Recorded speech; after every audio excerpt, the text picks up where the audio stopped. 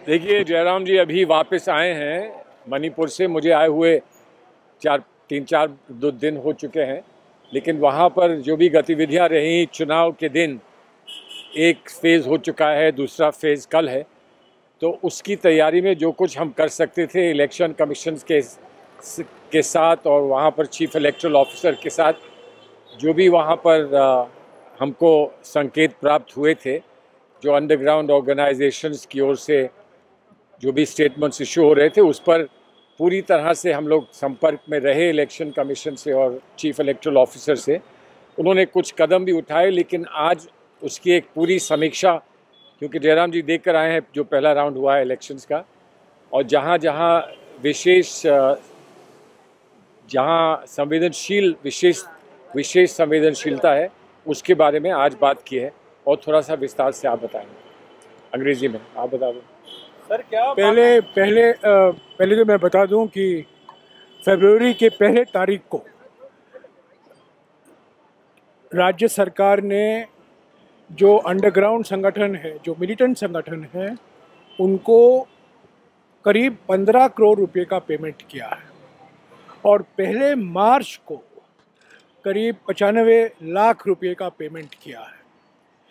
ये पेमेंट होने के बाद जो वातावरण पैदा हुआ है, भय का, डर का, 4 ऐसे ज़िले हैं मणिपुर में, चुराचांदपुर, कांगपोकपी, तेंगनूपाल और चांडेल। 11 असेंबली कंस्टिट्यूएंसी हैं जहां लोग अपने मन मर्जी से वोट नहीं डाल पाएंगे।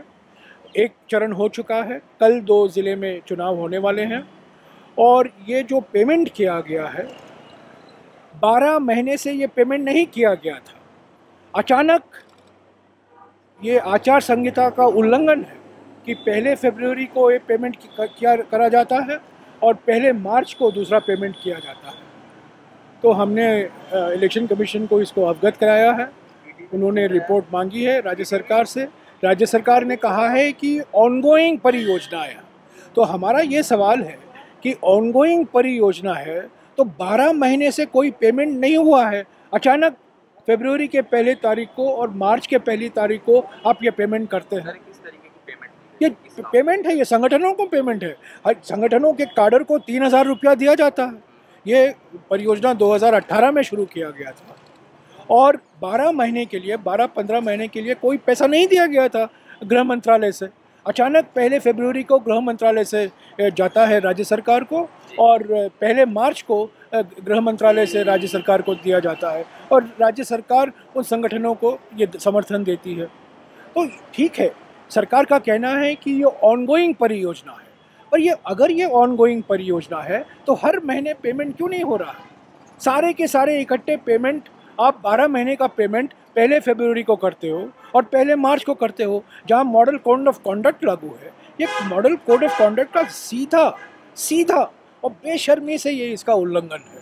इसके अलावा कल जो चुनाव होने वाले हैं, 2 या 3 ऐसे सीट हैं जो बड़े संवेदनशील है और हमने इलेक्शन कमीशन को अवगत कराया है। इनमें ज़्यादा फोर्स की ज़रूरत है, हमारे उम्मीदवारों को सुरक्षा की ज़रूरत है।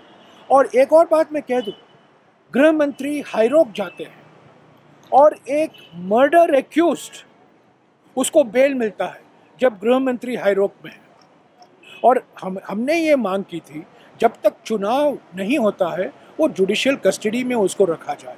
वो बीजेपी एमएलए का भाई है, वो मर्डर एक्यूज्ड है, उसके खिलाफ एफआईआर है और जब गृह मंत्री हाईरोक पहुंचते हैं उसको बेल मिलता है। ये कैसा डेमोक्रेसी है? मणिपुर में तो बिल्कुल, मैं समझता हूँ बीजेपी की ओर से मणिपुर नहीं, ये मणिपुर है, MONEYPOR।